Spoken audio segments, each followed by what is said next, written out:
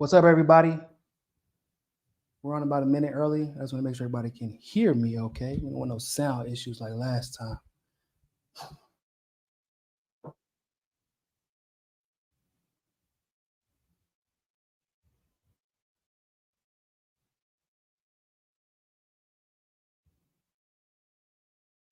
Right now, we are live on both Rockfin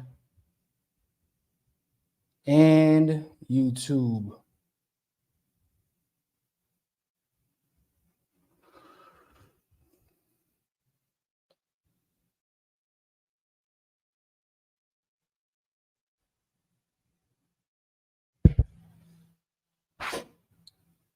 You gotta forgive me. It's been a long day, a long morning, and a long night. So this coffee is definitely about to get consumed today. So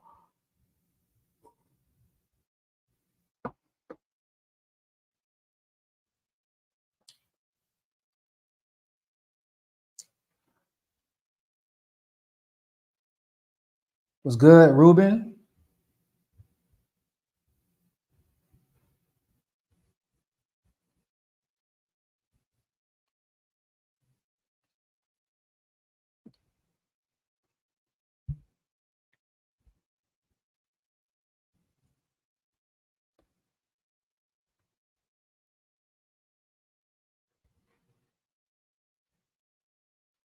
We're gonna get started in about 2 minutes. Like I said, y'all, I'm basically starting from scratch. I don't have my old computer. I barely have the majority of. I have like my old computer exists, but it's just not with me in Brazil. So I'm basically starting from scratch. I don't have my backup monitor. I don't have my music stuff, my graphics count. I ain't got none of that. I don't have none of it. So it's gonna have to deal with it for now. But it's okay, cause I actually like interacting with y'all before we get the show started. So it's all good. Mr. J, Niko, welcome back. I appreciate it. I'm glad to be back. I wanted to come on yesterday. I wanted to come on yesterday, but like I said, I got caught up with just other work stuff and trying to plan this trip back to the States for a while before I bring my ass right back to Brazil. Because I don't know if y'all have heard, but it's crazy in the States right now. I don't know how y'all are living at this point.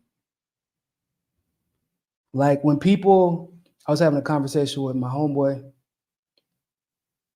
the other day, and this man said, "Yeah, man, gas is coming down a bit.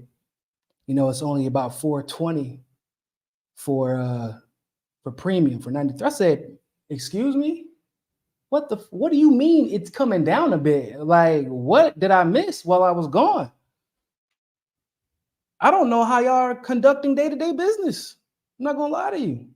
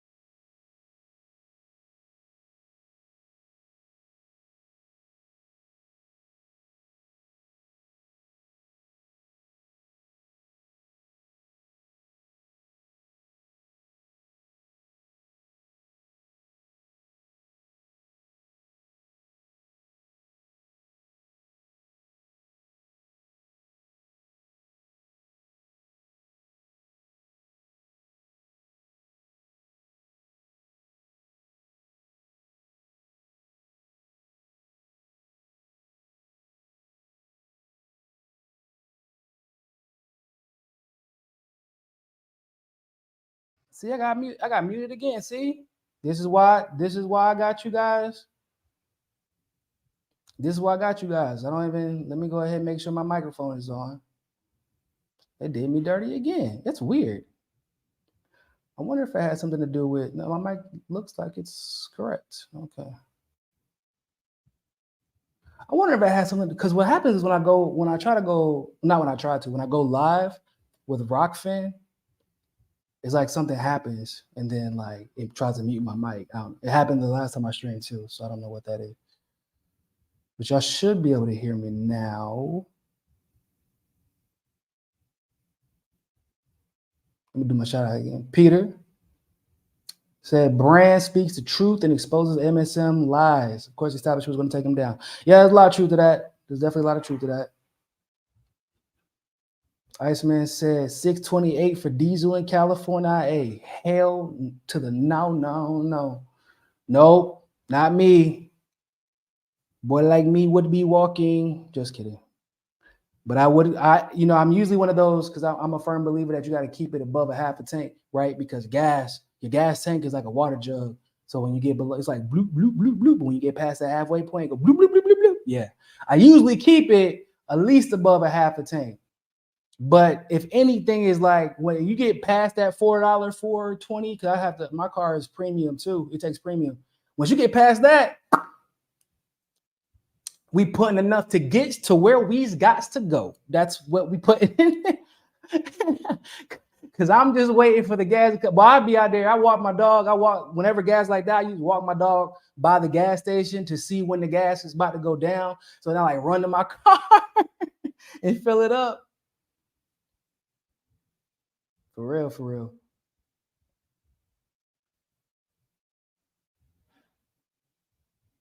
Alan, what's going on, bro?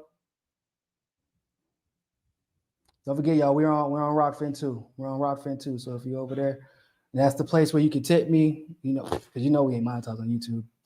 I doubt we'll be monetized anytime soon. But yeah, I think it's a good time to go ahead and get started. Let's make sure we're good on Rockfin. Yeah, I think we're good on Rockfin too. It's a good time to go ahead and get started.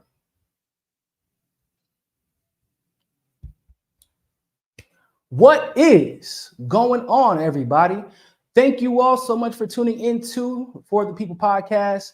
If you are here, it is because you have chosen to break free of the algorithm that is controlling all of our lives, our discourse, our dialogue, our interactions. It means you chose to step out the box, and I appreciate you being here, because as you all know, especially if you've been a fan of any of my shows or seen any of my interviews or anything like that, follow me on Twitter or whatever, you know that we just keep it 100. We just keep it a band. We just tell it like it is, not how we want it to be. And we need more of that in the world. So as you all know, we're not monetized on YouTube. Like I said, when you're anti-algorithm, that's what happens. So if you want to do a super chat to me, you can go to Rockfin. The link is in the description on YouTube. If you want to support the show, and I encourage you to do so, you can become a patron on Patreon still. The link is also in the description. You can also donate through Cash App.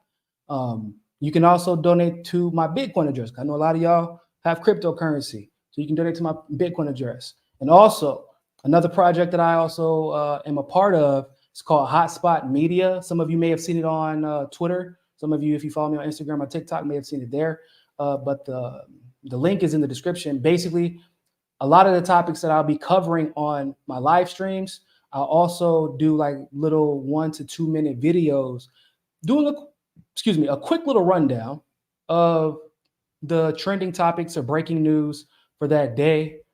It's mostly for Twitter. Now, we have the Twitter account, but we also have a major Instagram account that does mostly breaking news that has like 60,000 followers, I think. TikTok, same thing, but close to 100,000 followers. So, but to catch my specific content where I'm breaking stuff down for you guys in real time on a daily, but we post content basically every single day. I post a video there. So like there's some days where I'm not going to be able to live stream just because I'm doing work for that. And if you still want to catch my content, I post every day there. And I don't know what you're doing if you're not following or subscribe to my Telegram account, because how the hell you gonna break free of the algorithm? Like, you're not gonna be able to find me on Twitter half the time. Half the time, y'all either follow me and you can't see me, or you were forced to unfollow me, or you were forced to unsubscribe. Telegram is the way to reconcile that. The link to my Telegram is also in the description on both YouTube and on Rockfin. So we have a pretty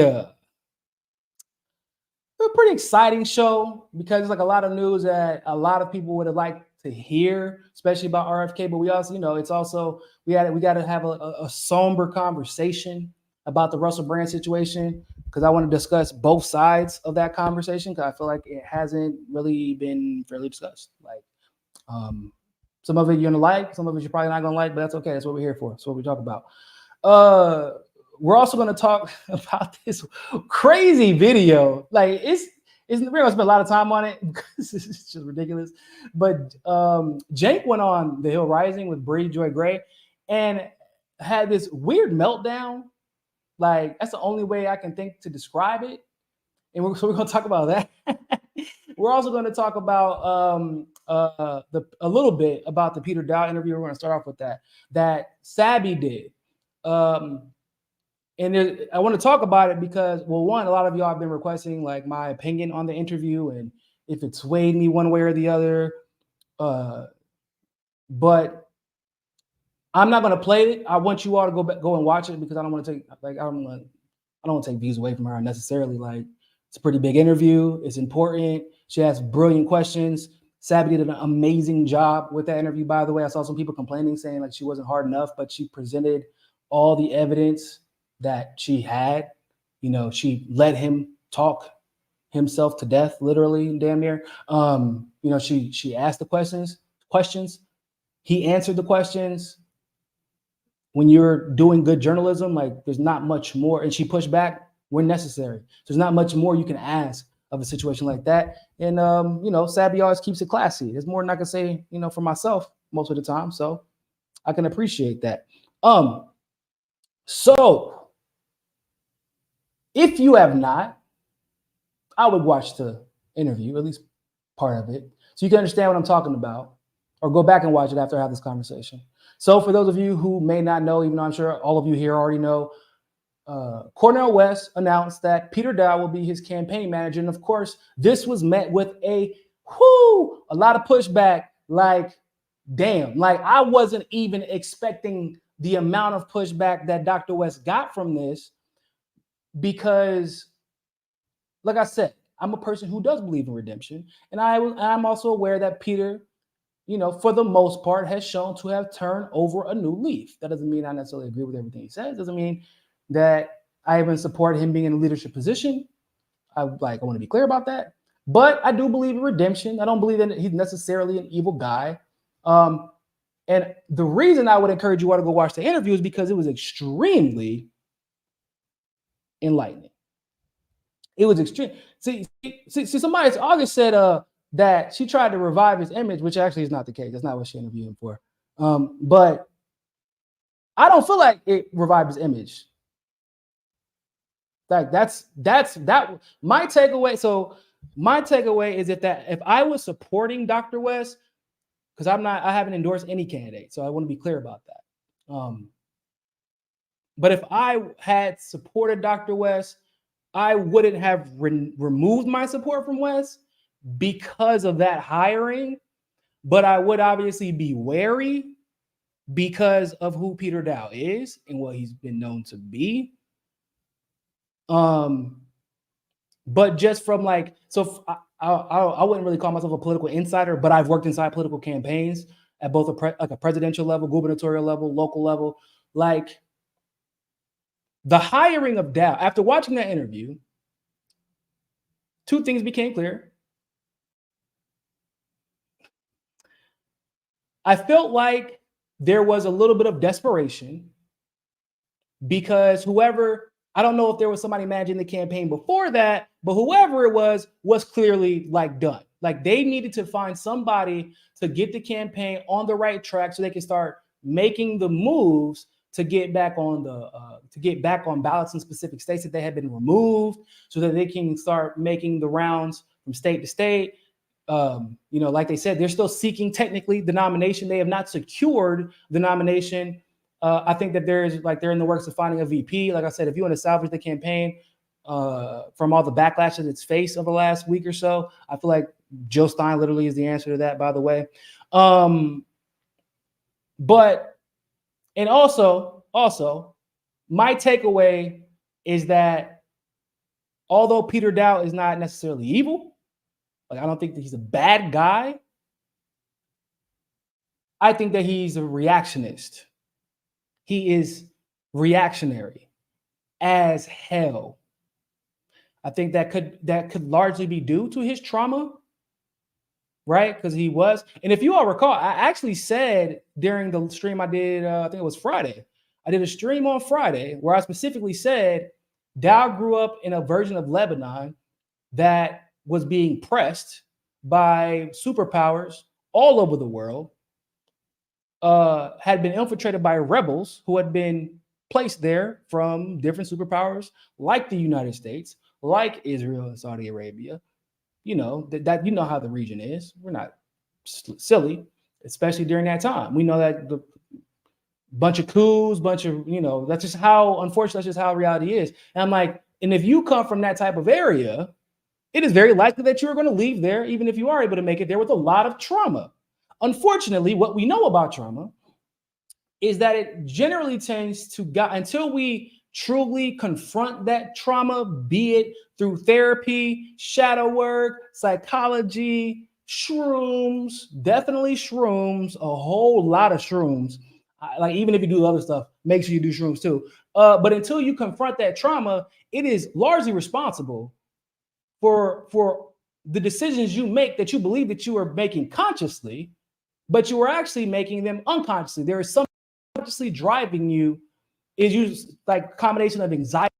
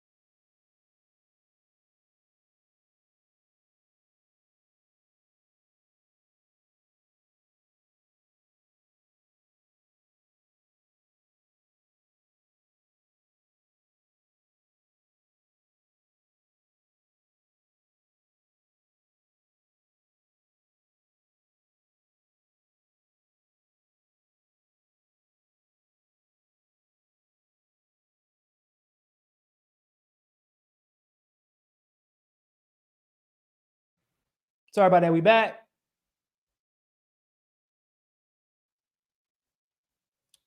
We should be back. So what I was saying is that his trauma is guiding too much of his decision making. And trauma and emotional fragility caused by trauma, if you have not dealt with that trauma in various ways, whether it be therapy, shrooms, psychology, whatever. You still don't hear me? I think we should be good, right?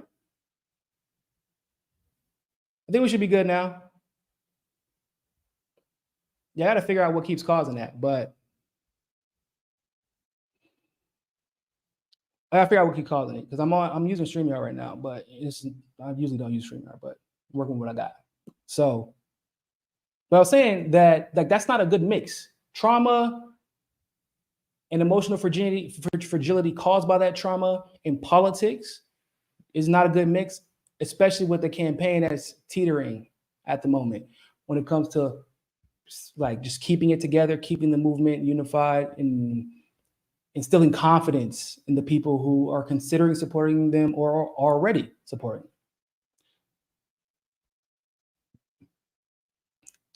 I don't believe Peter Daou is bad. However, like I said, him making decisions like, oh, I know I was a progressive and I was anti-war and I actually supported third parties in the past, but Hillary's a woman, so and I have daughters, so therefore, like none of that matters anymore. Like, hold up, what? That doesn't make any sense. So you were anti-war, and then you weren't because you can't be once again you can't be pro. Excuse me, you can't be anti-war pro Hillary. You can't be pro women and pro Hillary for that matter. It's the same woman who literally paid the women at the Clinton Foundation less than the men, which is fucking weird. The same woman who smeared Monica Lewinsky just to protect the corrupt and her corrupt horn dog husband, right?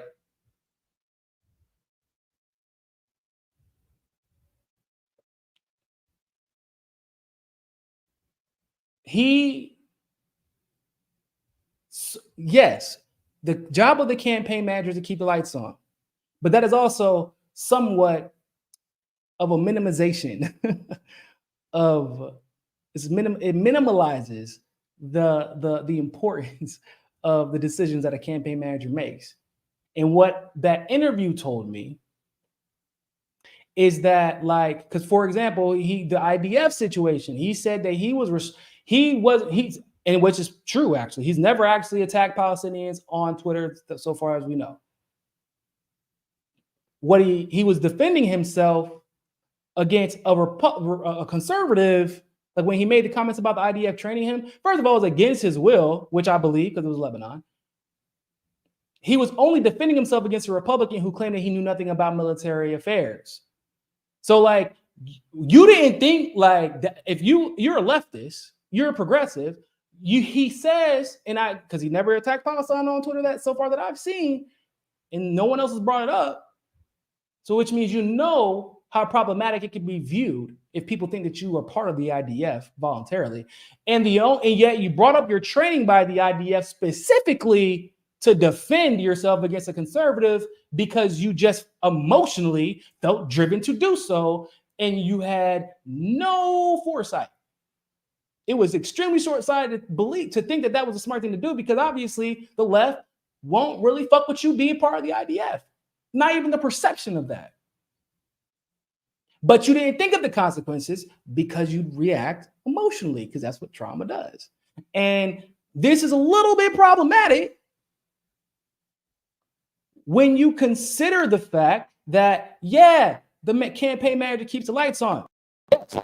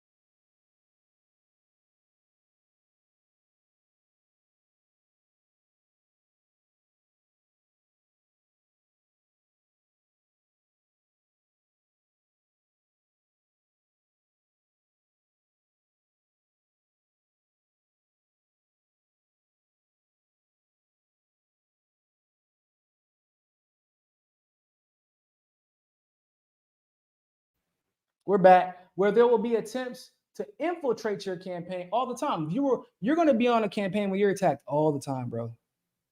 Nonstop. You're going to be on campaigns where there's always going to be attempts to infiltrate you. And infiltrators use emotionally manipulative tactics in order to ingratiate themselves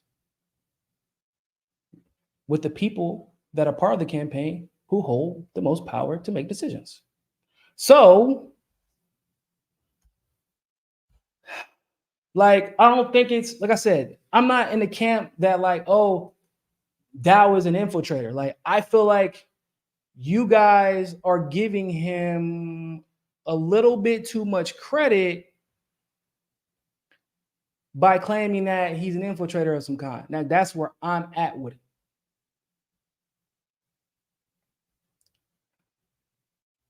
Like I said, sorry about the sound. Like, appreciate y'all letting me know. I caught it this time. But like I said, it's StreamYard. I don't know why it's doing that, but we're gonna deal with that how it comes.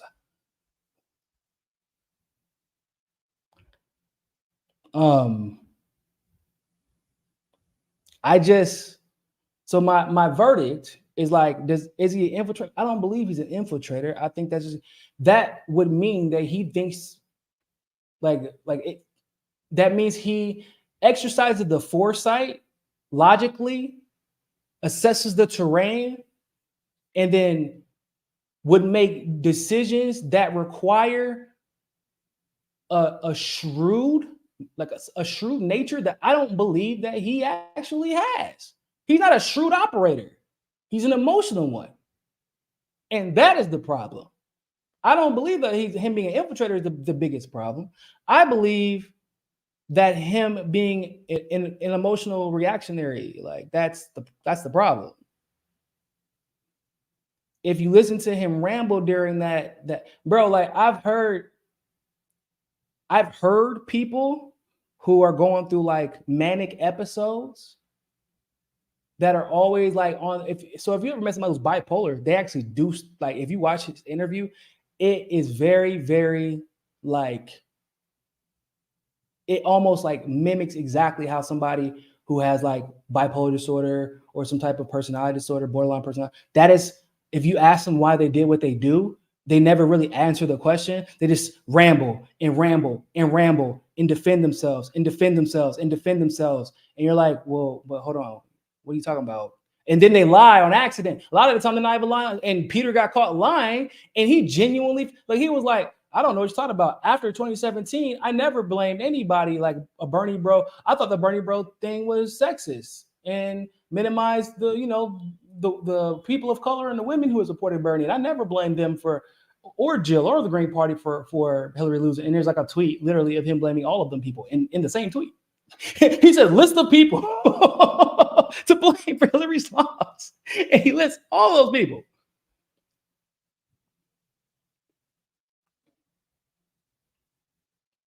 So you gotta I just hope that the campaign is careful. That's my assessment. Is like he is not emotionally stable. That is not an attack on. That's not an attack on Peter. He's been traumatized by being part of a war that he was forced to grow up in, and he probably, like most people, have not adequately dealt with the trauma from that war. Like, it's not an insult to Peter Daou. It's like that's human nature. That's reality. And yeah, I don't know. Like I said, I don't think that it's if I was supporting Dr. West, it wouldn't be a deal breaker. It would just be like, maybe somebody else. But I also understand the argument that job is extremely difficult and it's very taxing, and not a lot of people can do it. And there's not a lot of leftists with that type of experience. So I also understand it from that perspective. There is the reality, like if they can't find an alternative, that they have to take what they can get. And if it does not work out, well, I feel like they should hire him, have him trained, and then also have his backup trained. There should be like an assistant, which there usually is, a deputy or assistant campaign manager, who can also do the job in case he becomes a problem and they can't really deal with that, his decision making. Makes sense? I feel like we're on the same page there. All right. Now, this Russell Brand situation. I gotta sip some coffee for this one, y'all. Love baby Jesus.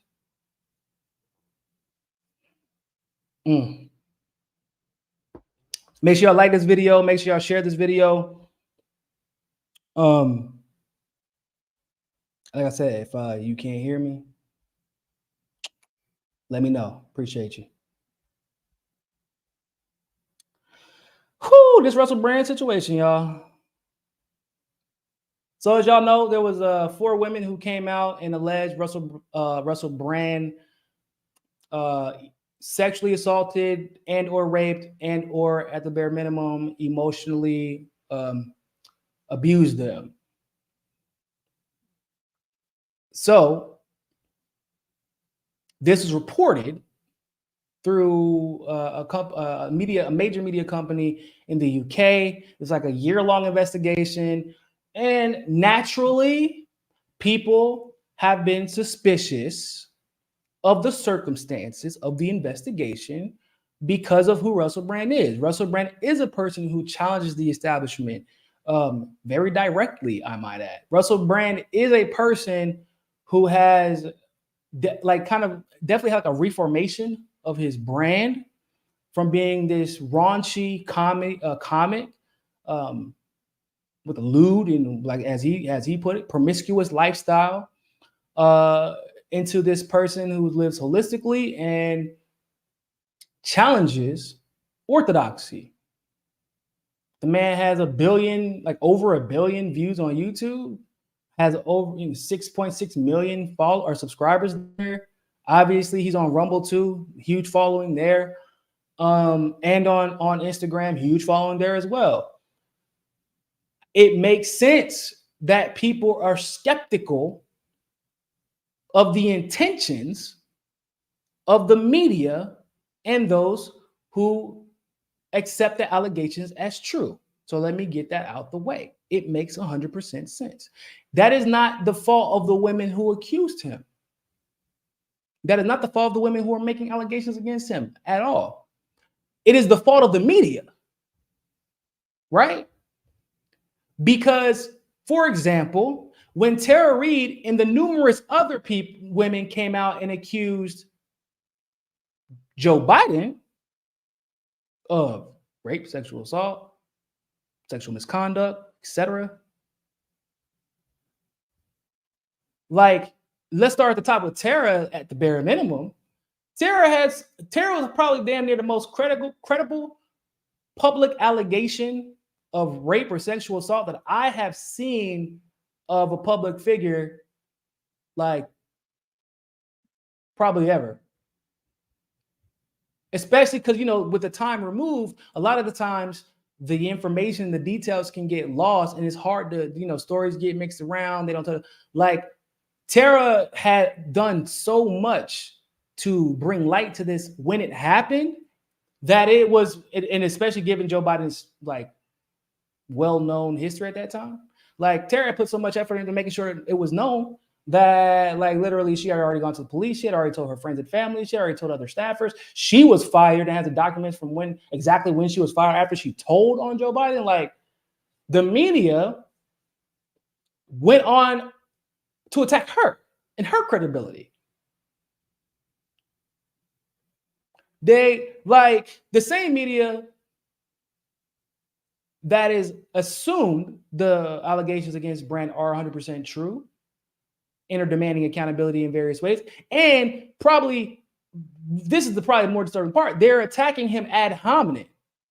Like, they're instead of focusing on the allegations of the women and focusing on the women, they're focusing on, like, attacking him ad hominem. We're seeing accountability for, he's already, we're going to talk about that in a second. He got demonetized from YouTube. He lost his book deal. He lost his talent agent and manager. Like, because of the court of public opinion, because of the way the media has talked about it, and the assumption of guilt. Now, once again, I'm not rendering a guilty or innocent verdict.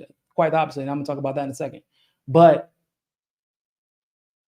Joe Biden became president of the United States of America, and not a single time did anybody in the neoliberal media look up and say, sir, these allegations disqualify you, regardless of whether or not they've been scrutinized in the court of law or at least other. No, nothing. They didn't even say they should be scrutinized further. They were like, hey, man, the most you got at the bare minimum, you got this. You got, hey, there's some allegations. But basically the entire Democratic Party, all the neoliberals, all the liberals, were basically like, yeah, it's cool, whatever. It happens.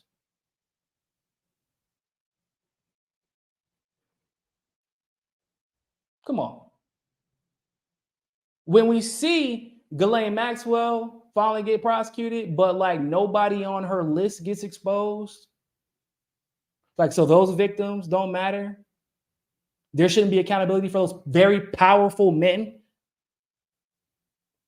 The men that Ghislaine Maxwell and Epstein trafficked those young women to, like, how long was Weinstein protected? Not like this is different than like, yeah, eventually he got exposed, but do you know the level of effort that went into Weinstein getting exposed?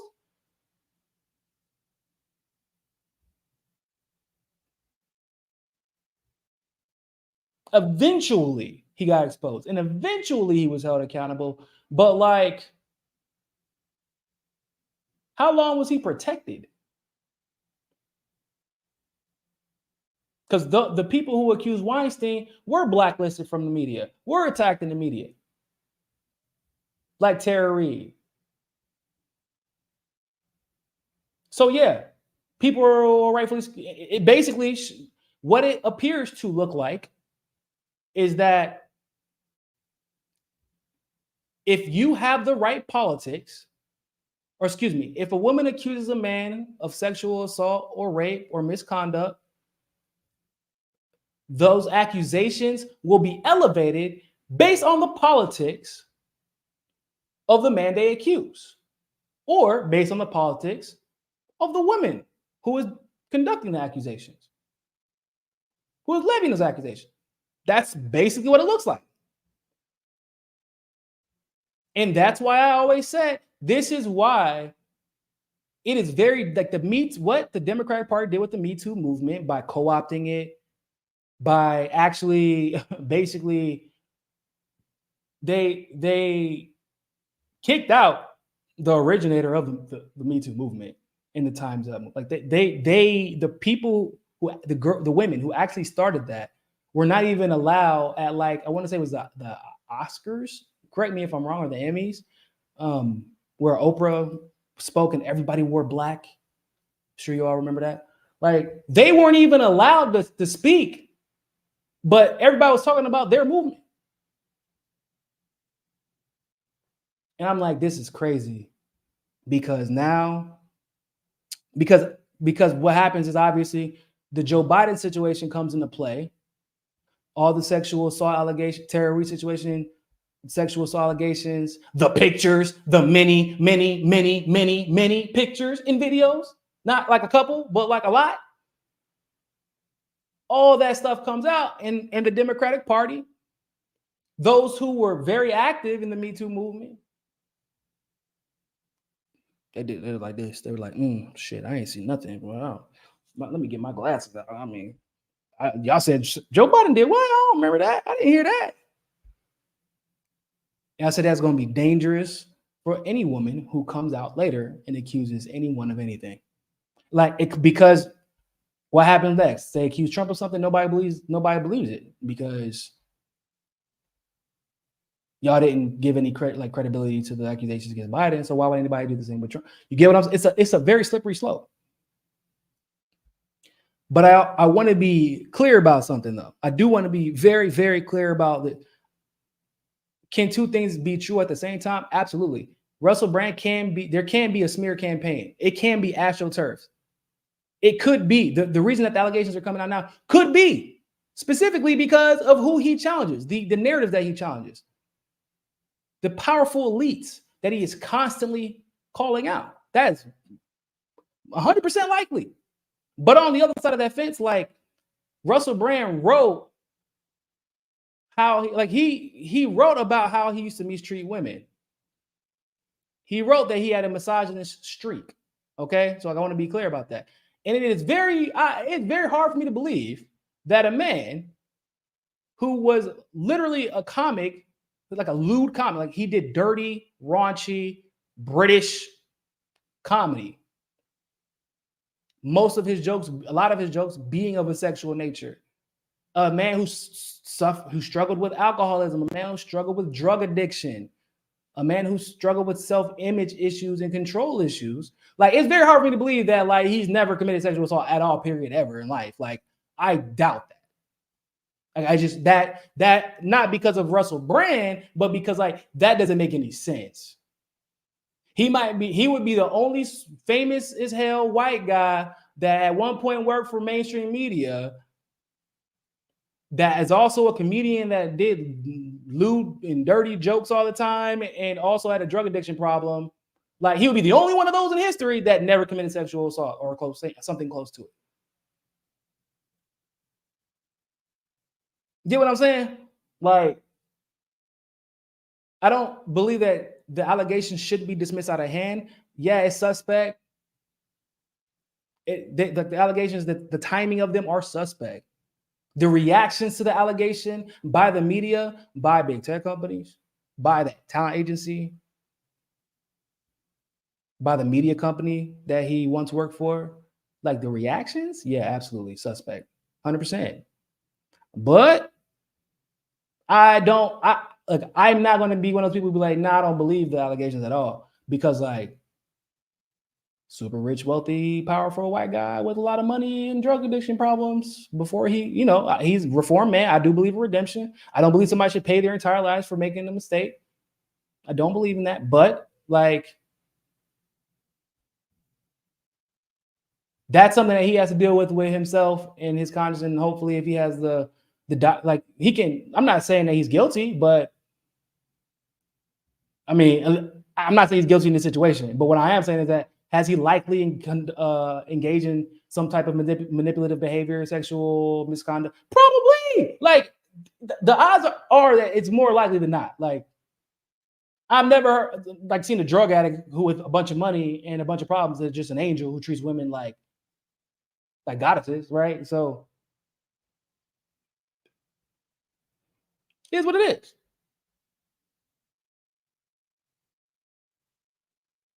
Now, I don't know if you also heard, but Russell Brand, because of the allegations, not because he's been found guilty of the allegations, but just because of the allegations,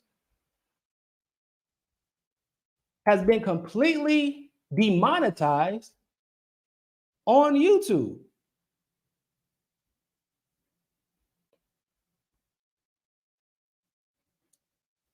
I can't bring this up because I don't have my other screen yet, but y'all don't have to just believe me. I'm going to read it to you. It says, Russell Brand barred from making money on YouTube amid sexual assault allegations. The platform cited a policy to take action if a creator's off-platform behavior harms our users, employees, or ecosystem. It says, this is in USA Today, by the way. It says that YouTube has suspended comedian and influencer Russell Brand from monetized content amid allegations of sexual assault that came to light this week. Citing the serious allegations against Brand, YouTube told USA Today on Tuesday that the comedian is no longer eligible for ad revenue for videos he posts on the platform. We have suspended monetization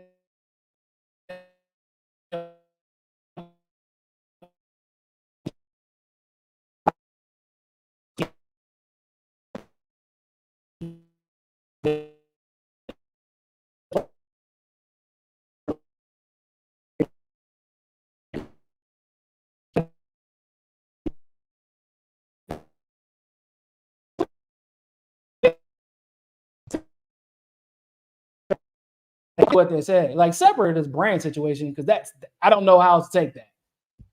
what does behavior mean in these particular, because it didn't say that the behavior had to be objectively bad. It just, if we don't like your behavior off the camera, then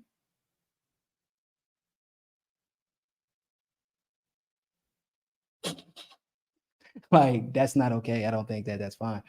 What's crazy? Thanks for the tip, Bethlehem, and thank you for the tip, Ruben. You can tip me on Rockfin, by the way. Make sure you like and share this video, all that good stuff. You can't, like, they just decided to demonetize the man, which is crazy because, like, to be completely honest, I thought that he would have been demonetized a long time ago, right? Given the discussions that Russell Brand has. Russell Brand doesn't talk about anything that is any different than myself or RBN or the Convo Couch or you know, like Hardlands, people that have been demonetized or had temporary suspension, stuff like that. And he's still monetized. I was surprised to find that out. So the fact that he was monetized this entire time is impressive, but it also means that they probably didn't want to deal with problems, because it's one thing if you demonetize Niko. Niko don't got a lawyer to deal with it. Russell Brand, probably. Russell Brand, probably. So it's different. But they're demonetizing him over allegations, not from something that he did while being monetized, like allegedly did. They demonetized him from a new policy, by the way. This is a new policy. That wasn't in the policies before. That's new. They demonetized him for allegations of something that he did literally while some of the allegations I was like still in high school. Literally. You know, back when YouTube used to be YouTube.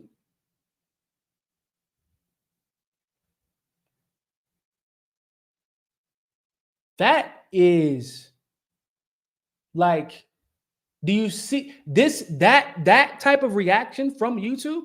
That is why people are like, they don't want to believe anything about the Alex, because they're like, this was the goal, right? To silence him. And censorship by curving somebody's speech or reach, by capping their income in an attempt to control that speech or reach, is still censorship. I don't know if you know that, but that's still censorship. It is.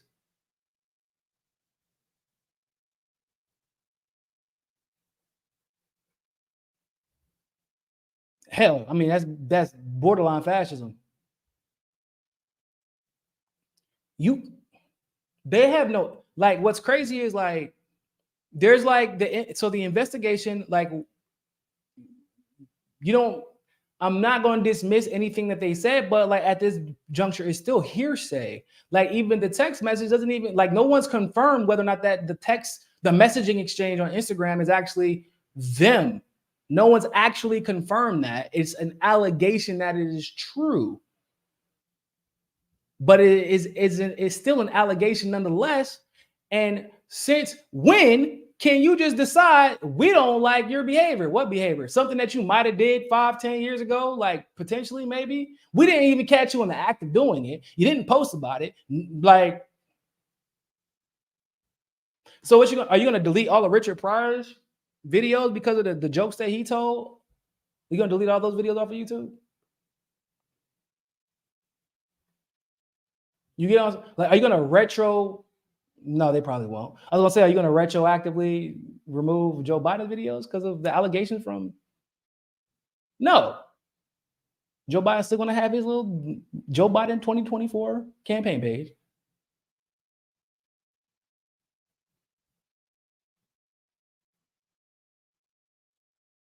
Do you know how many people on YouTube have engaged in like ridiculous behavior, bro, and they're still on YouTube? They're still monetized. They're still fine.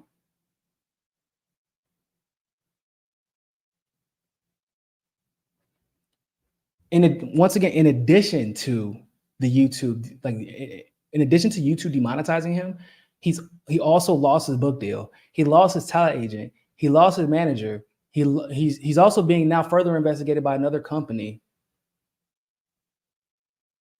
Russell Brand has faced more accountability for allegations in the last 2-3 days than Joe Biden has faced in his entire career, than Bill Clinton has faced in his entire career.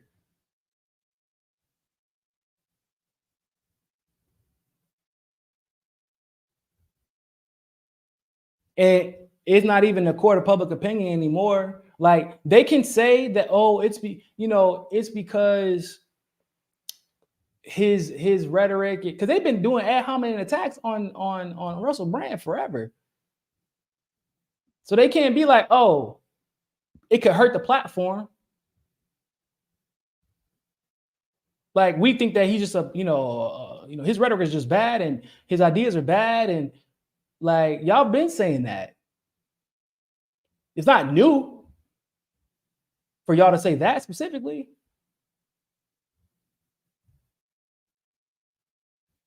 But you know what's crazy? What's crazy is when you go and watch Russell Brand's video, y'all might not notice this, but if you don't have YouTube Premium, guess what's still going to flash across his video screen? Guess what's going to pop up? It's going to be ads. So they're still going to use his videos to make money.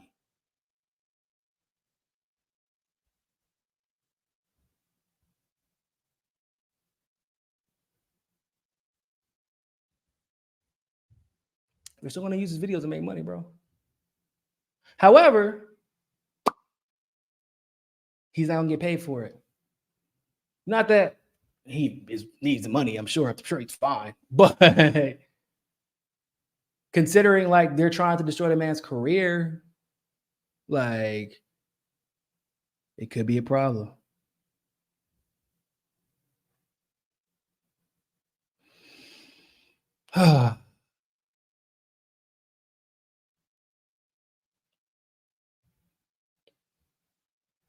This is why you can't like. I believe in accountability. I do. But I also believe in due process.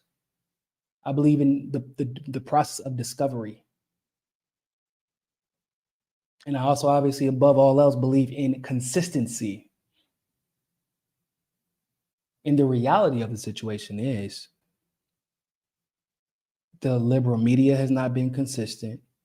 YouTube, God no, has never been consistent.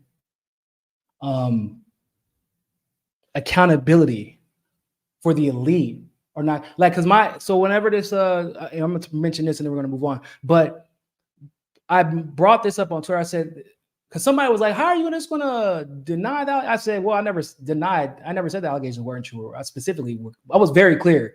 I'm not doing a guilty or not guilty verdict. I don't know Russell Brand's life enough for that. But what bothers me is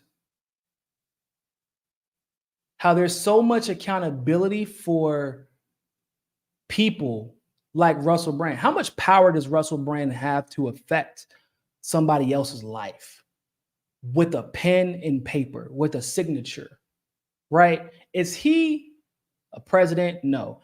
Is he a prince? No. Is he a congresswoman, a city councilman, a commissioner? Hell, is he even a lobbyist? No. None of those things.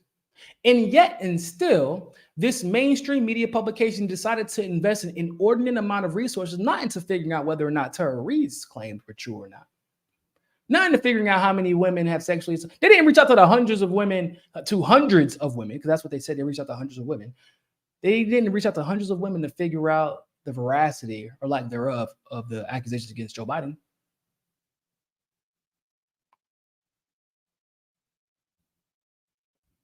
So they invested an inordinate amount of resources into investigating a person who, whether he is guilty or not guilty, what good does it do exactly for the public? Like, what public service are they providing by doing that? He isn't in charge of anything. If Russell Brand was removed from the internet tomorrow, there'll still be the Jimmy Dores, there will still be the Niko Houses, there will still be the RBNs, there will still be the Heartless Media, there will still be the Combo Couch, there'll still be the Kim Iversons, the Glenn Green. Like, it would not be okay. Yeah, he does an amazing job. He has amazing reach. But if he was removed from the internet tomorrow, it doesn't change anything. It removes a thorn in their side who can say what I say or what Jimmy Dore would say, but obviously with more reach. That's it. The only thing that it does for them is it removes a thorn from their side and sends out a warning to anyone else with that much clout, that much popularity, and says, look at what we can do to you the moment that you decide to challenge us in this way. If you decide to go against us, this is what we can do to you. But you do not see that same conviction. You do not see the same amount of resources. And literally, bro, for a year, y'all asked hundreds of women. What purpose did it serve? Was it really about seeking justice for those women? That's what my question is. Was it about seeking justice for the women? I can honestly probably say no, it was not. I think that you all would agree with that. Was it about a public service, doing a public service for the world, for the people? No, probably wasn't for that. Was it an attempt to change the outcome of a man who has some type of significant power or influence where the decisions that he makes can directly affect the lives of tens, thousands, hundreds, millions? No, none of that. But if y'all would have exercised that same conviction with a Joe Biden, for example, who knows where we might not be on the way to World War III. We might not be sending money to neo-Nazis. Maybe Tara Reid wouldn't have to live in Russia from damn death threats, because instead of bolstering and boosting her story, y'all decided to attack her and smear her and call her a Russian asset. That is what bothers me. That is what bothers me. You can't, there was just there's no consistency. Why did you spend a year? What was the purpose of you spending a year doing this? It was one purpose. It had nothing to do with those women, unfortunately. Had nothing to do with accountability, not legitimately. It was, we want to go after Russell Brand. Yeah, we spent a bunch of money and resources and time and effort and energy and called it journalism. That's not journalism. It's not. That's tabloid bullshit. That is somebody from the intelligence community gave somebody, hey, take him out, please. Appreciate it. No consistency, bro.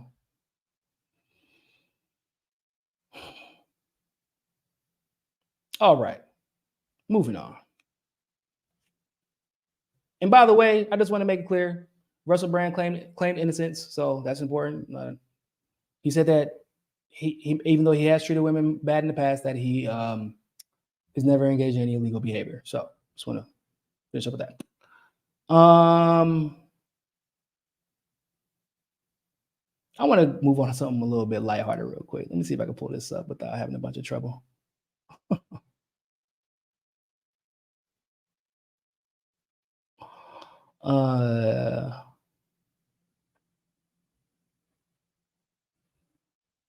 Make sure I like this video. Make sure y'all share this video. What's up, everybody who just got here?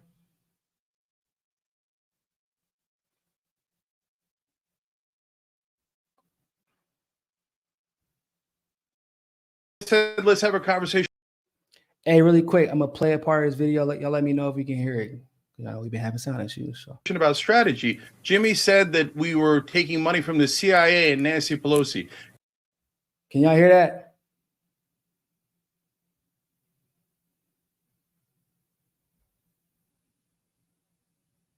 Let me know if y'all can hear that before I go ahead and keep playing it.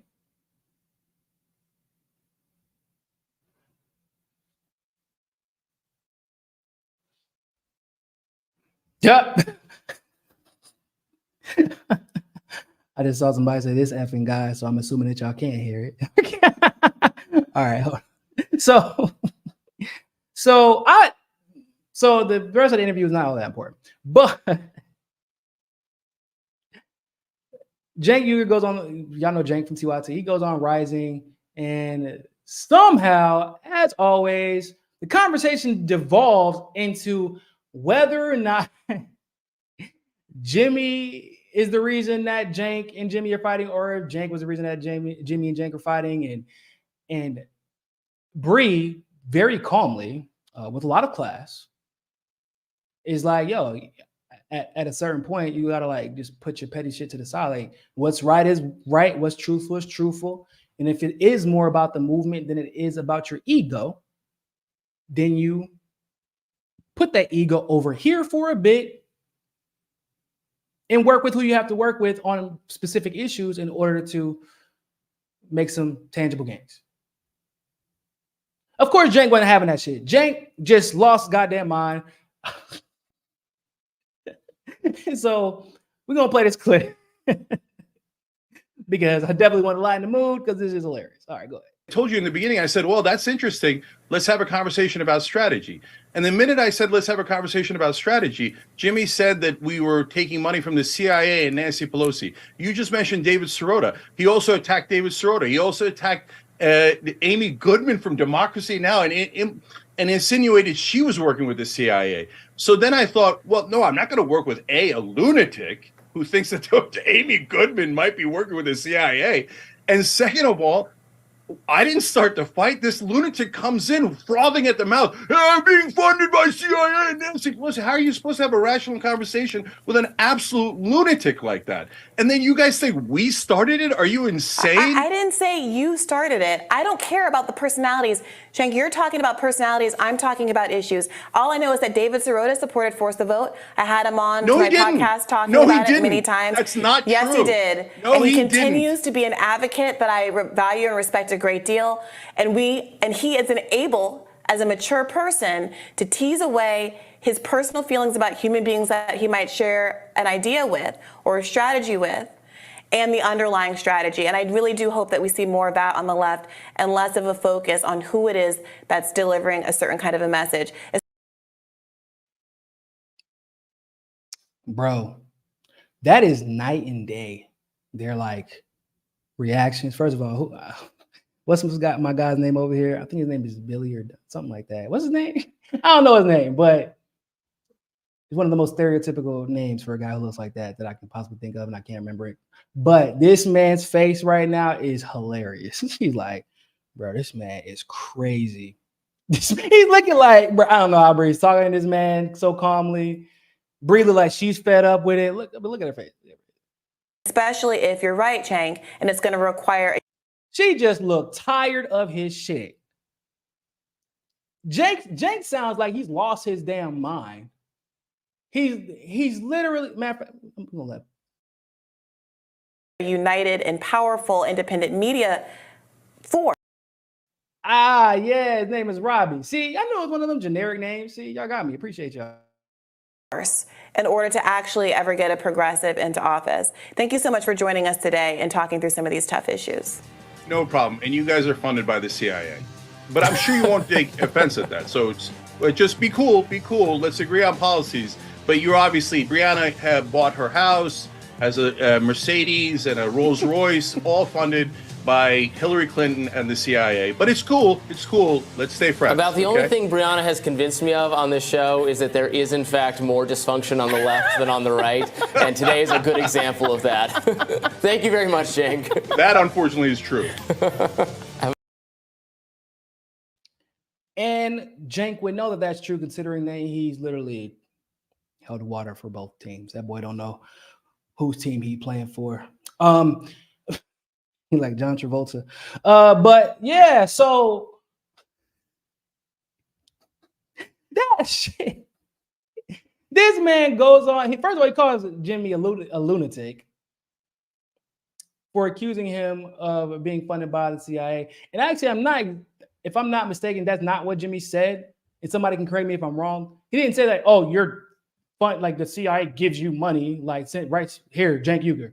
What he said was you spew CIA talking points and you take money from people who are funded by the CIA, which is basically how the CIA does its funding, or its fundraising, I should say.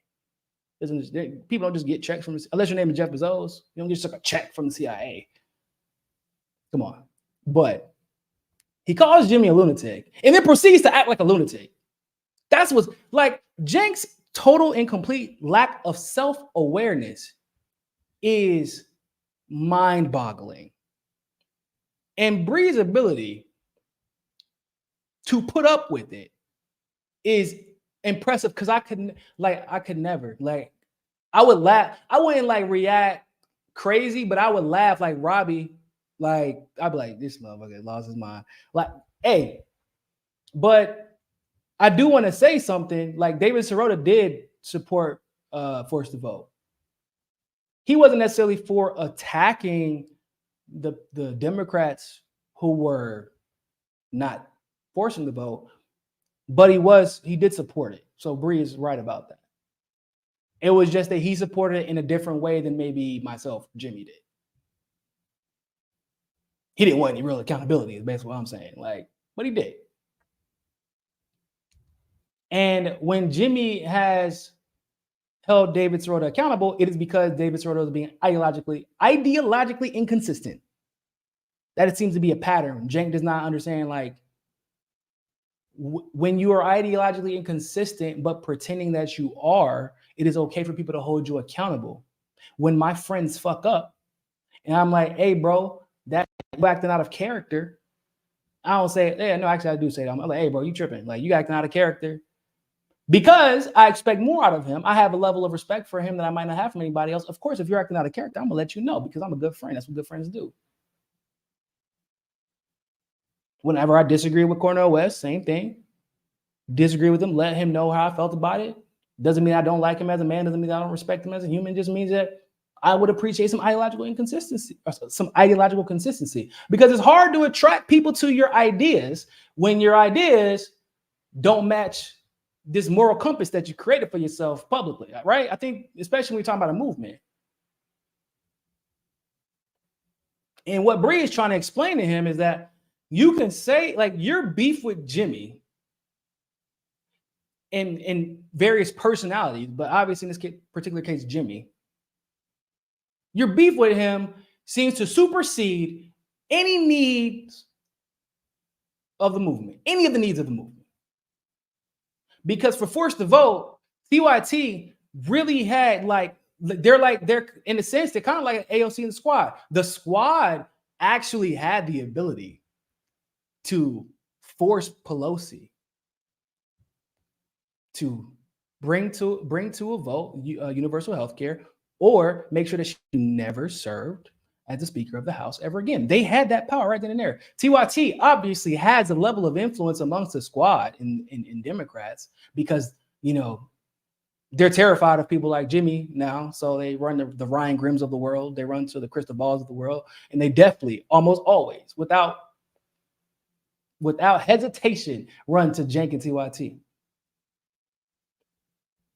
Like, they had the power to influence that outcome. They chose not to. They had the power to be ideologically consistent. They chose not to. They had the power to achieve a goal, not just a goal for the left, because I don't believe that universal health care is a goal for the left. I believe, like, you're tired of being sick and not being able to afford to be sick. There you go.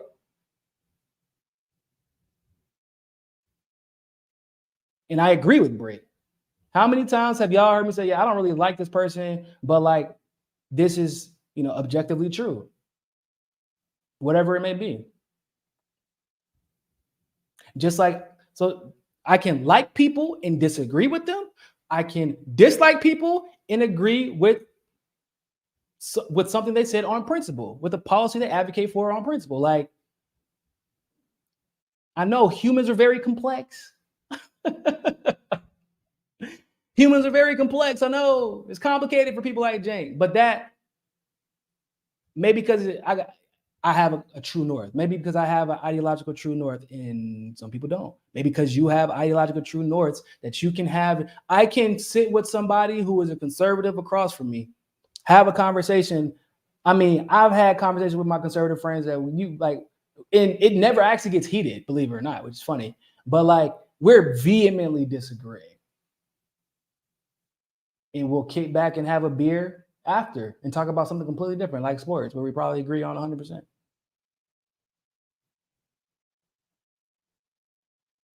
Like, because I'm not afraid that that interaction will be perceived as, oh, if I don't yell at him and like rhetorically beat him into the ground, that means that I'm not a true leftist and I don't believe him. People shouldn't believe him. Like, I don't. That's how Cenk sees it. Cenk feels as if he doesn't go on these guys, if he don't sit on his goddamn high horse and proclaim these supposedly progressive ideals to the world, and that people don't see him attacking people publicly in defense of his ideals, then people will believe that he just doesn't believe in anything. Because he damn sure isn't going to like do anything about it. Like, he's not going to be consistent. So he has to, you know, get in his pulpit. But like, I know that at the end of whatever conversation I have with somebody I disagree with, maybe I influence them a little bit, maybe vice versa. But at the end of the day, I'm going to be ideologically consistent, and I am confident in what I believe in and why I believe in it. And so if someone in the peripheral is like, why are you talking to this person? Why are you, that person said this. I'm like, and that is that person's belief. I mean, it's unfortunate. I don't agree with it, but what do you want me to do? It has nothing to do with my belief. It doesn't influence my perception of the world. I am about getting things done. And you can't get anything done without being able to have conversations, uncomfortable conversations with people that you sometimes disagree with. It's a very simple concept.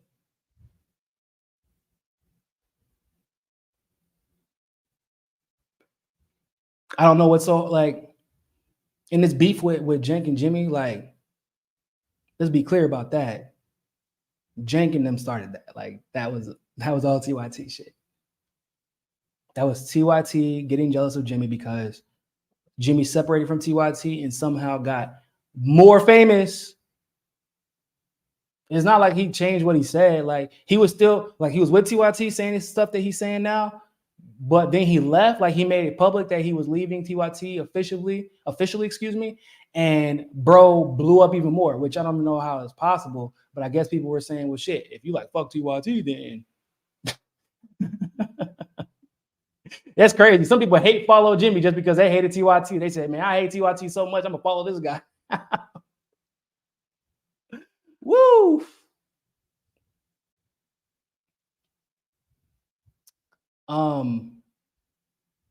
But yeah, I just wanted to show y'all that real quick because it was very lighthearted. And I thought it was hilarious. Now I want to talk really quick about this RFK story. Did y'all hear that news about RFK? He said that if the shenanigans do not let up with the DNC, that he might consider running third party.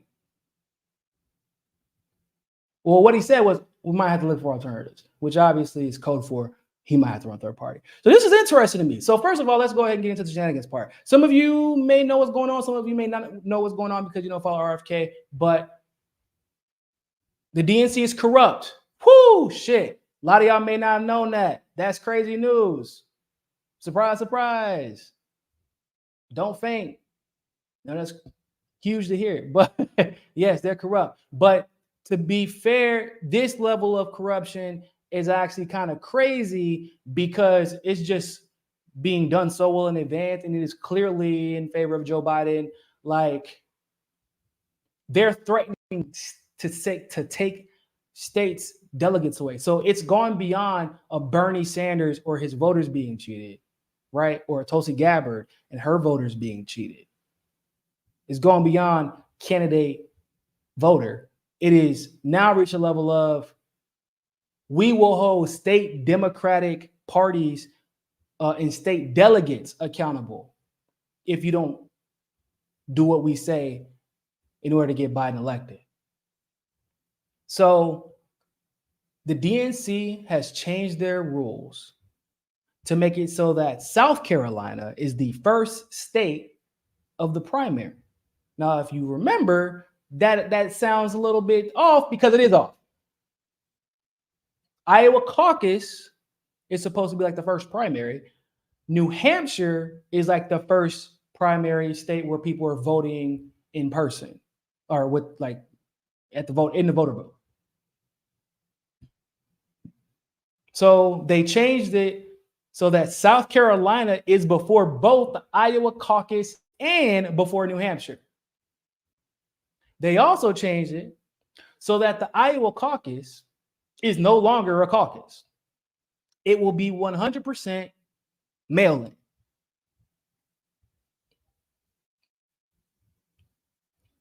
Yeah. 100% mail-in, guys.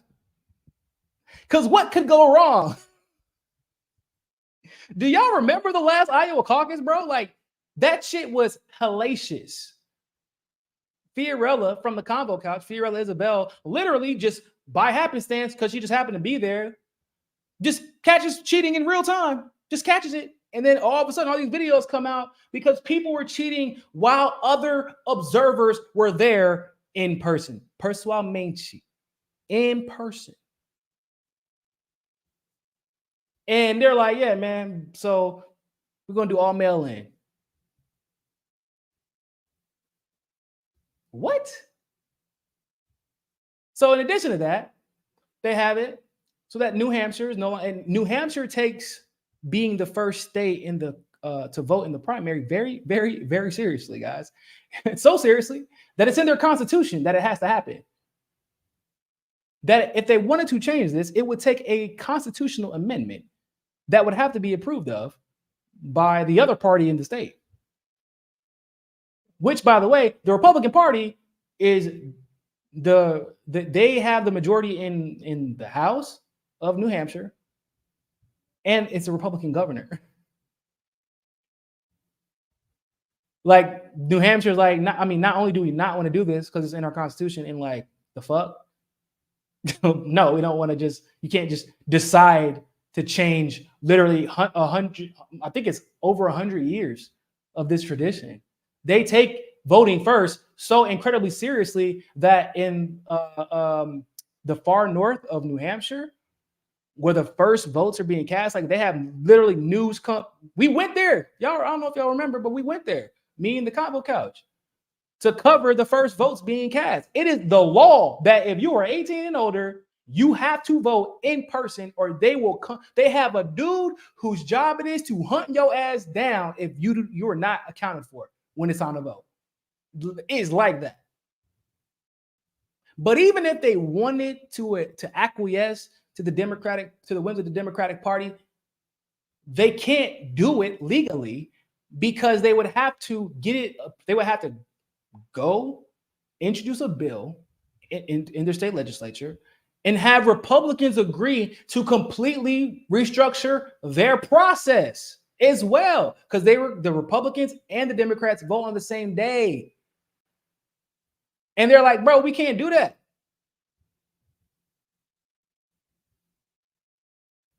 So the DNC then threatens them and says, well, if y'all don't do it, then we're going to take half of your state's delegates away. So you have far less influence on the outcome of the election.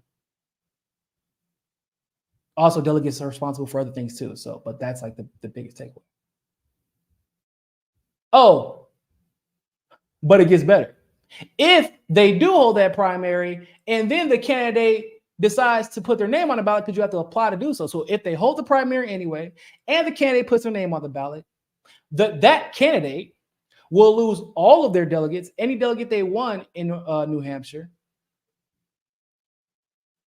But they also will lose delegates in Georgia because that makes all the sense in the world.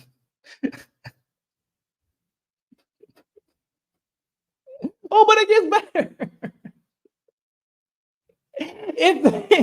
If any candidate so much as steps a foot in New Hampshire, they lose other delegates. You can't campaign in New Hampshire, and you can't campaign in Iowa. Bro.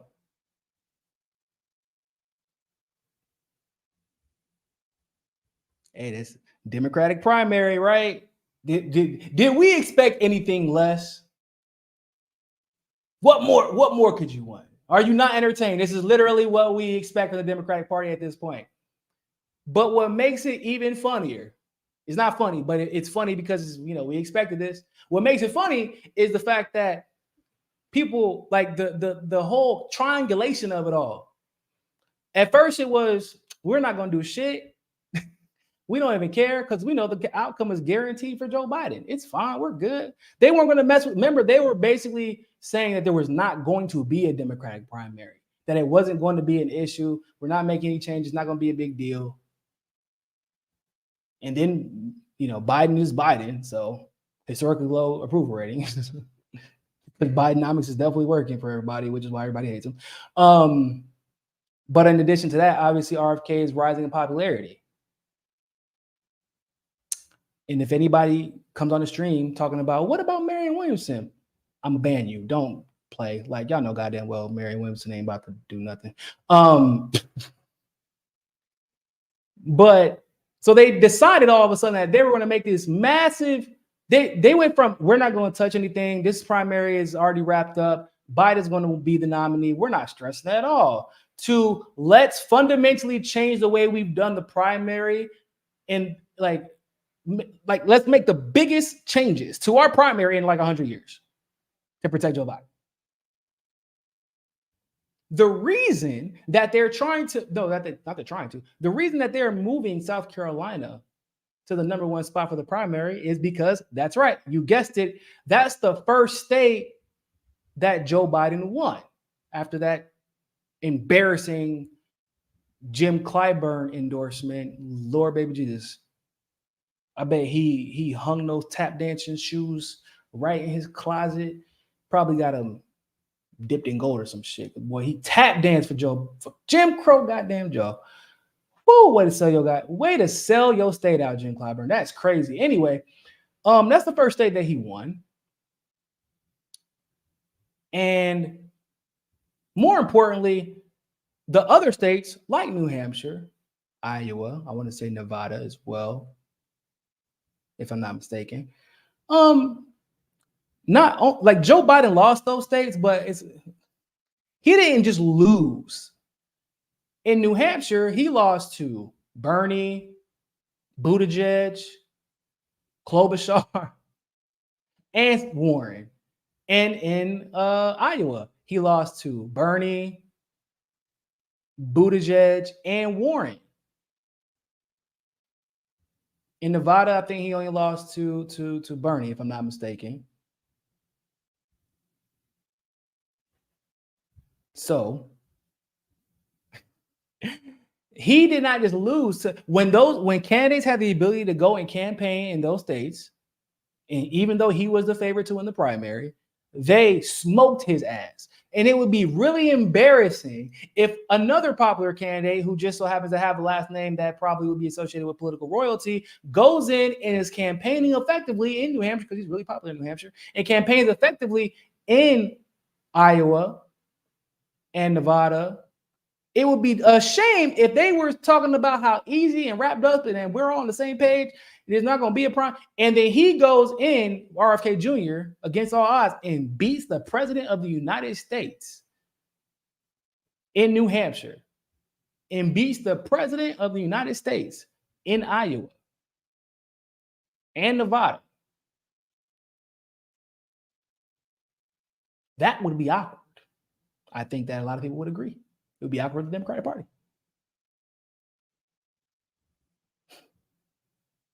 So I guess RFK Jr. should like take it as a compliment, maybe.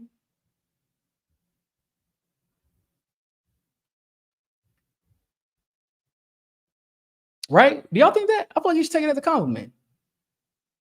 Because they're like Bernie got cheated, like because they weren't really that threatened by Bernie, and then like as things went along, they cheated more and more. Like they started altering the debate rules as things like they were already dead, damn near dead in the middle of the primary season, like in the heat of it, before they started making the adjustments that they made to cheat Bernie and other candidates.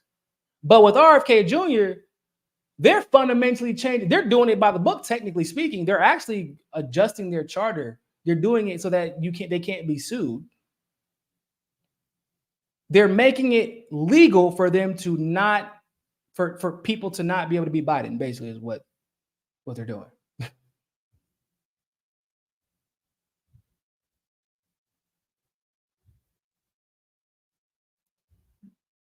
And they're doing it way further in advance than anything they were doing with Bernie.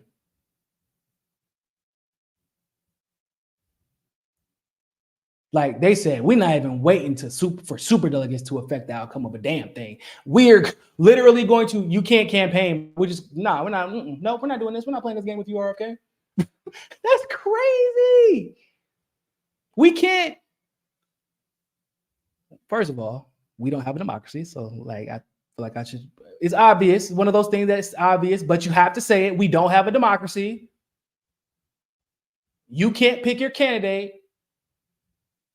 And in case you needed to be reminded of this fact, here you go. Here's the evidence. But if RFK decides to do a third-party run, that could be a little bit problematic for the establishment. Because RFK, in my opinion, can definitely get multiple polls where he actually does end up on the debate stage. I believe that RFK, because of the infrastructure he already has in place right now, his infrastructure is crazy. Once again, he's a Kennedy.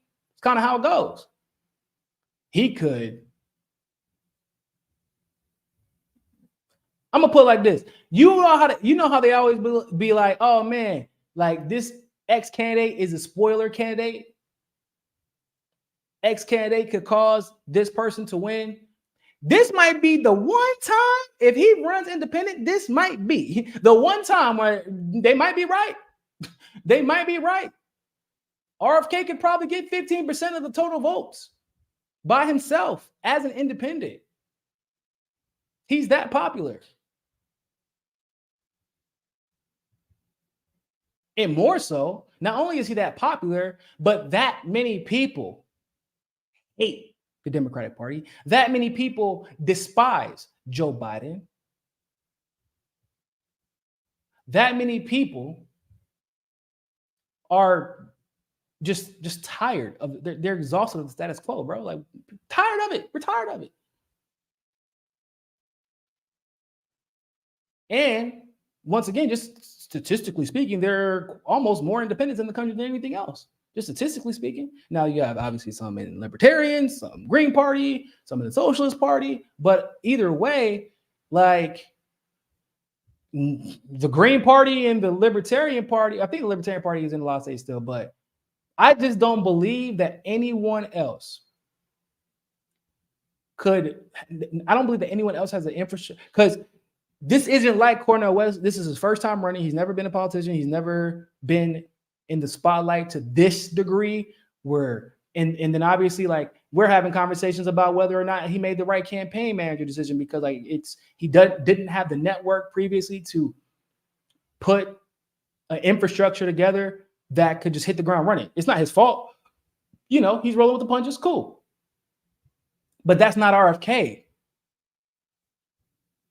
RFK is a literal definition of been there, done that, in a sense of he's already built up a network. He can just transplant his presidential campaign from the Democratic Party into an independent run, and that would be problematic for the establishment.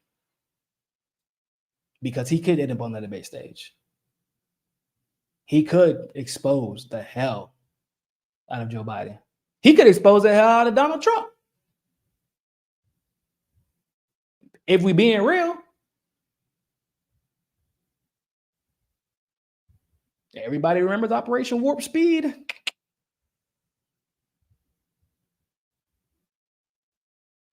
He could expose, like it could be a huge deal, and I would applaud him. Although I don't believe that change can only be like you can't vote your way. You cannot vote your way out of the situation that our country is in. Okay, just want to be clear about that. Cannot do it.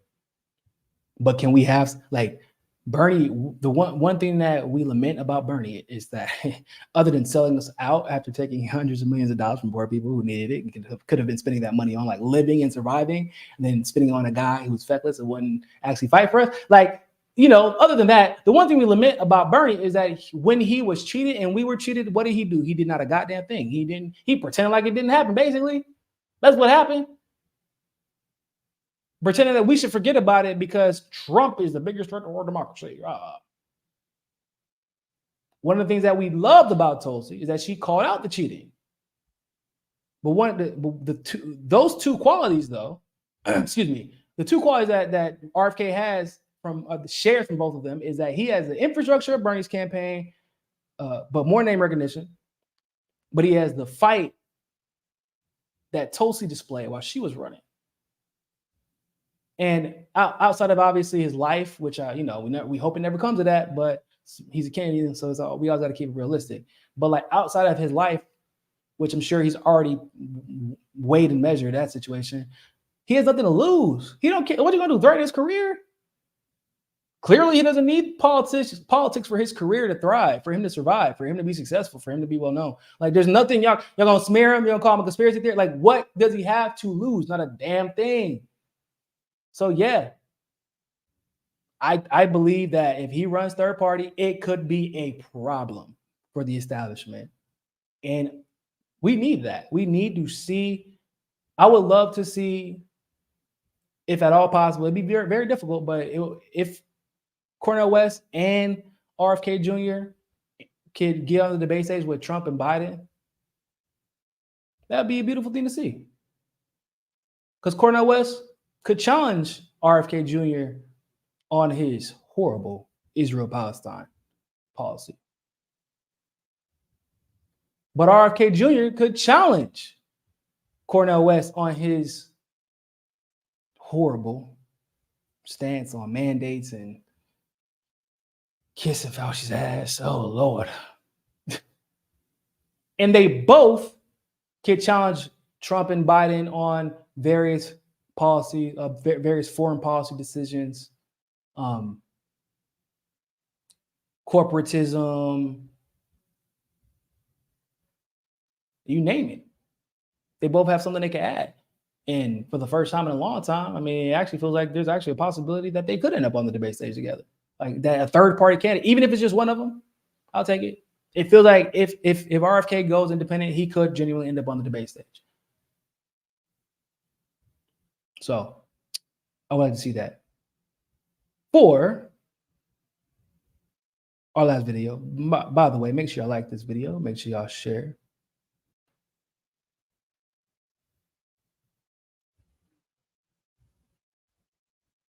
What's up, rock fan people?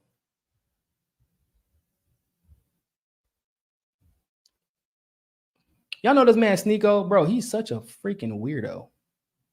He's such a weirdo. We're gonna cover this video because he ran into some kids that were fans of his, and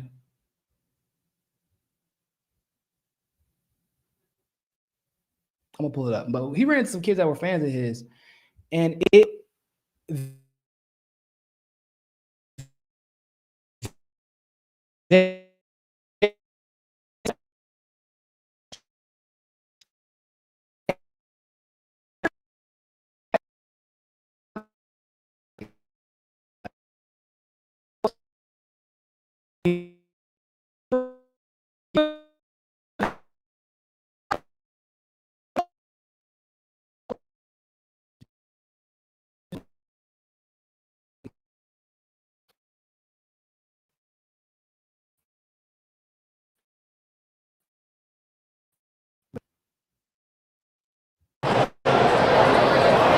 Fuck the woman. Fuck the woman. What? No, wait. Sneako. We love women. We love women. We love women. But not like transgenders. Yes, sir. We love everybody. No. All gays Yeah, should fuck die. gays. Yeah, merch, preach. What have I done? Can I get in the video? Fucking tall. Can I get in the video? Yeah. Talk to him. Yo, what's up? What's up? Yeah.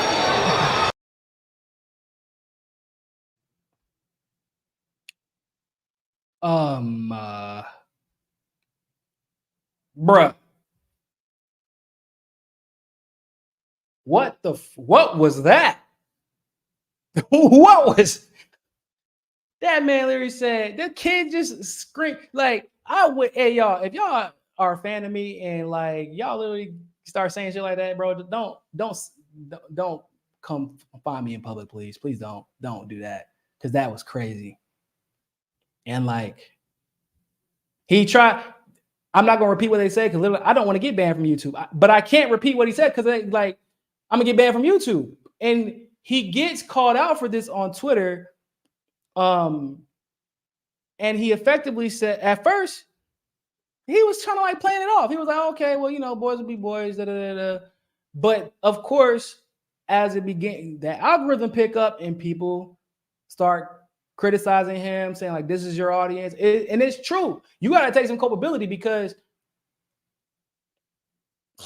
I mean, that's the first thing when they saw you, that is what they were triggered to say. They were like, oh man, like F women, like all gays should be not like unalive. Like, come on, bro, what the hell? That type of thinking is extremely problematic. And I would have thought that maybe he would have had a measured response to the criticism, like, hey man, you know, I don't approve of that type of stuff. Our conversations have to be more nuanced, et cetera, et cetera. But that's not what he said. I can't, like I said, y'all know I only got my one screen right now, so work with me for the time being. But this man gets on Twitter and says they're children and obviously joking. This is how I was at 12. First of all, let me be very clear about something. I was not like this at 12. Do kids say like homophobic jokes? Yeah, I guess. Yeah. But it wasn't like F women. Like I wasn't out there just screaming like blanket hate statements about entire groups of any kind. That's not normal. I don't know who convinced him that it was, actually, but it's not normal. But it wasn't, and to be honest, from my perspective, it wasn't clear that they were joking. They were dead serious, and they were seeking, if you notice in the video, they were seeking his approval. They would say the statements, and then look at it. Like, do you approve of this? Like, is this cool? Am I cool with you now? Like, this is what I need to say to be validated, right? Like, that is not okay, bro. Like, you're not molding men, you're molding little boys who pretend to be men and feel like they have no valid standing in society unless they denigrate people who are not like them. And they feel to the point where they feel like they have to now, even if they don't feel they're 12 years old, maybe they'll probably grow up. Hopefully, maybe odds are probably not, but they'll probably grow up and maybe they'll be normal. But what could end up happening, which is usually how the world operates, is that is how they will talk amongst themselves and other men and potentially on social media, because they feel like that's what other people need to hear for them to be accepted in society. Because, that's how the algorithm works. It rewards people who puke vitriol on camera like Sneako and pretends like he's woke or red pilled or whatever the hell you want to call it. Bro, that is not like that doesn't make you wise, doesn't make you woke or anti. Like, it just makes you corny. You peep the algorithm and you just spew bullshit. And the more the algorithm rewards you for the bullshit, you just double down and triple down. That's what happens.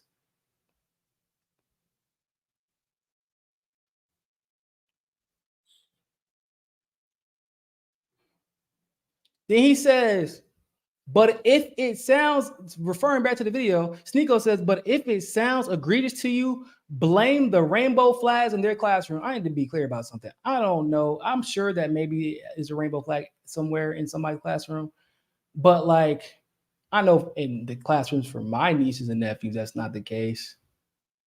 Like, that's a blanket statement and a lack of accountability. He said he blamed the rainbow flags in the class. That's why they're talking like that, bro. What? They didn't like say what they said and then look at a rainbow flag for validation and acceptance. They said these egregious statements and then looked at you for validation. He even said F women and like, yeah, and the trans, right? And all gays should die. Like, he said it and looked at Sneako like, right? Yeah, right? That's what I'm gonna say, right? That's what makes me cool. That's what makes me mad. That's what. Come on, bro. Blame the, like, he says, blame the media for emasculating men. What? Bro, the media ain't never like.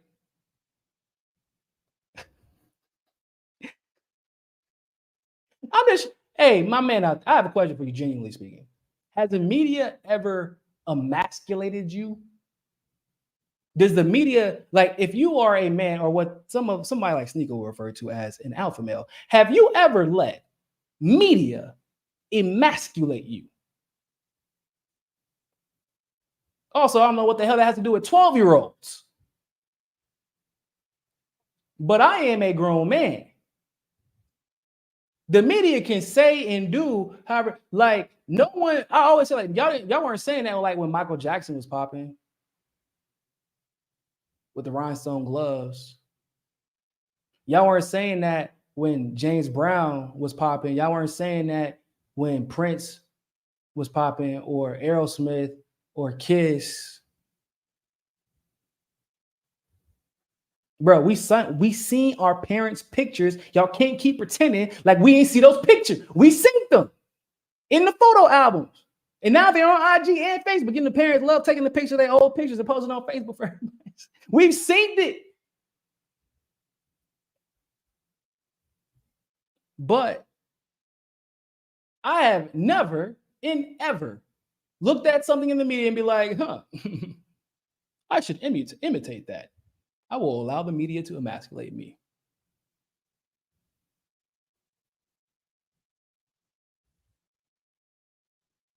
Now, there could be attempts, maybe, but like there's always attempts. Like, emasculating doesn't mean also taking the masculinity from somebody. Emasculating somebody is also like attempting to almost put a man in his place in a way that you would normally not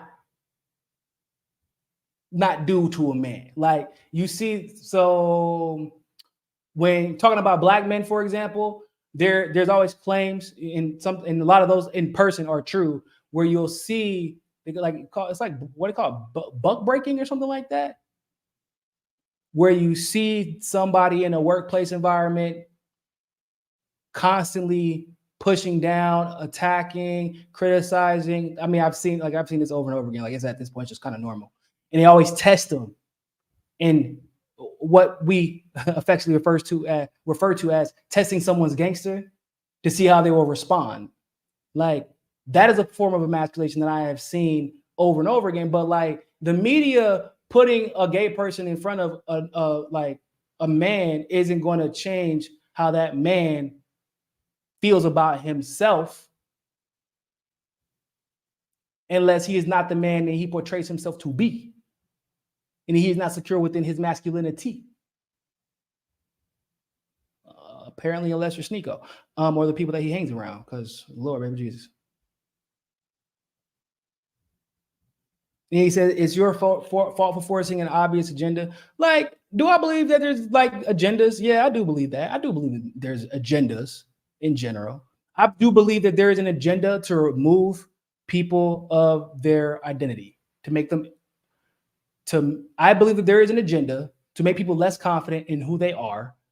Because if you are less confident in who you are always seeking validations from other people. And that makes you like to validate your identity that you've crafted, and that makes you more easily manipulated. I do believe in that. That's pretty obvious, I feel like. And there's an agenda to make people constant. Like, for example, there's an agenda in politics. If you are an independent leftist like me, there's an agenda to make me feel as if I am not ideologically consistent, that I am not an ideological leftist of the Black Panther Party, right? Like, I'm not a Fred Hampton style leftist. Because if I question that, I can then be molded and manipulated by the Democratic Party and by liberals, et cetera, to then be like, well, what do y'all say a leftist should be like? I'll be like y'all then. And that's how you make the dumb decision and end up voting for Biden. This is what I say. This is what I say when I refer to the algorithm. This is that shit. The algorithm, bro.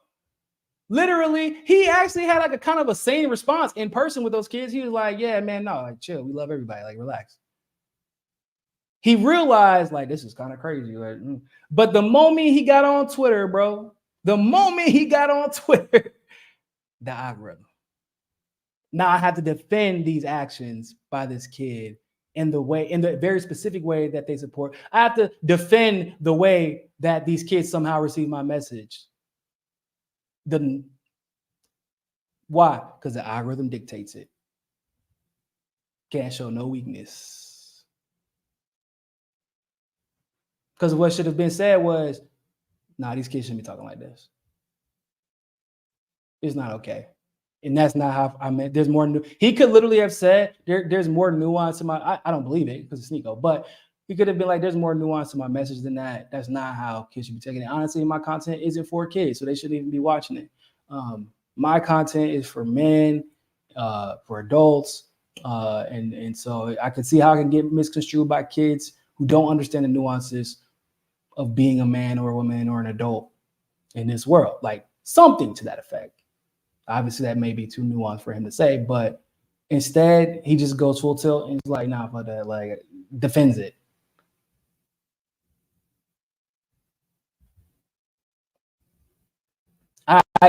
I don't have the energy to hate an entire group that isn't a politician. I hate like most 95% of politicians. So other than politicians in the elite, I don't have it in me to hate a specific group. I don't have the energy because I just refuse to believe that my life, like I refuse to accept the fact that my life will be that affected by an external group.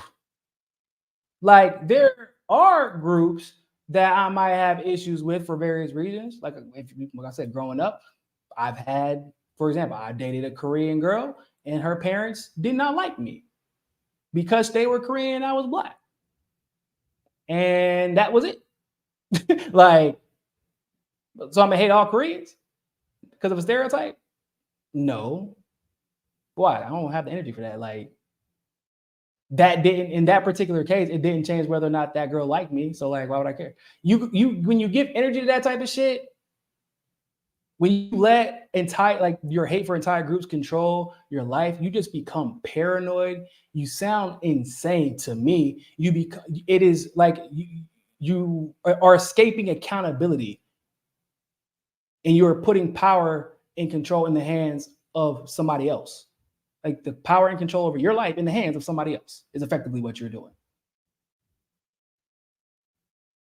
That he could be, even if he's 100% right about the agenda shit, bro, like he could be. But is the average gay person walking down the street part of some grand agenda? Or are they just trying to live their life? but yet are they calling out the TV executives, the marketing executives, the elites that he's referring to that is pushing this alleged agenda, or are they calling out every gay person, every woman? And there's a difference. Then that you all would agree.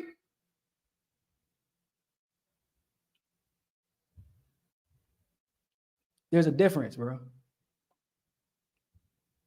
And that's why you gotta be careful when it comes to just buying into the algorithm, bro. Don't do it. Just break free of it. Break free of it.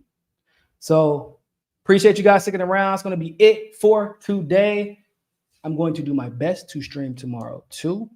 So make sure you DM me, comment, whatever, follow me on Twitter. All my links are in the description for both Rockfin and YouTube.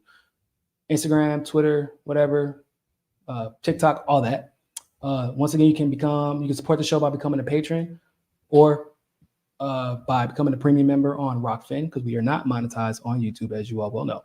And you can also follow me on Twitter and follow our hotspot channel for content every day, including today. There'll be some out later. So with that being said, ladies and gentlemen, thank you all so much for tuning into this live stream cast of For the People podcast.